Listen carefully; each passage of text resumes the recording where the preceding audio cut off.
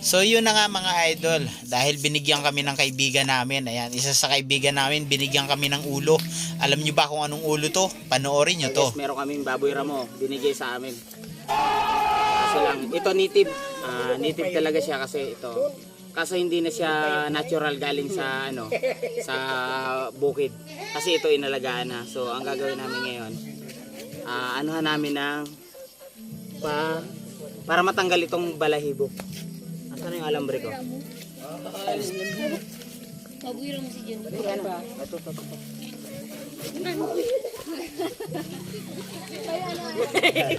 So ang gagawin natin, ito native talaga to, baboy ramo.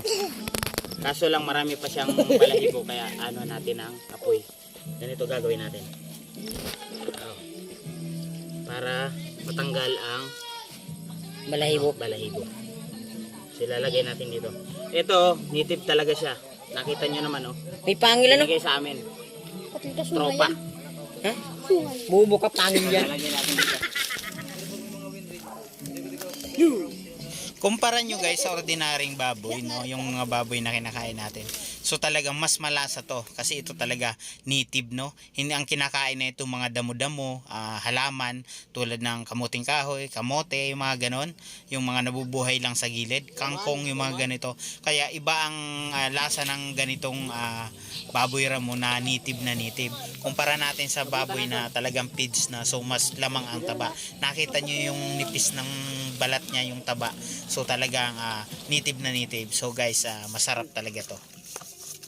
So pagkatapos nga nating sunugan, so ang tawag sa amin dito sinerob natin para matanggal yung mga balahibo. So ayan, kikis-kisin naman natin, tatanggalin natin yung mga itim-itim na nasunog.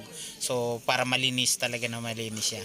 So guys, ito sariwa kanina lang kinatay, so nabigyan tayo ng kaibigan natin taga ron sa bundok guys. Kaya ayan, makakatikim tayo ng natural na baboy. Ito talaga yung mga sinaunang baboy. So kasama nga pala natin dito si Tonyo, ayan, Antonio, ayan, aka po Purak, ayan. Kilala siya sa tawag ng Purak, mga idol, ayan. Sikat nga pala dito sa amin itong tao na to. Tawagin nyo na lang siyang Purak. So talagang expert siya sa mga ganito, kaya siya yung katulong ko. Siya na rin nga pala naghiwa-hiwa. Magaling talaga to magtanggal ng maskara, saka tinadtad na niya. Tapos ako naman ay naghiwa na ng pangsangkap. Ayan, alam na natin to mamaya kung anong mangyayari. So ayan, lulutuin na natin guys. Pakuluan lang natin to, hinugasan na natin ng mabuti.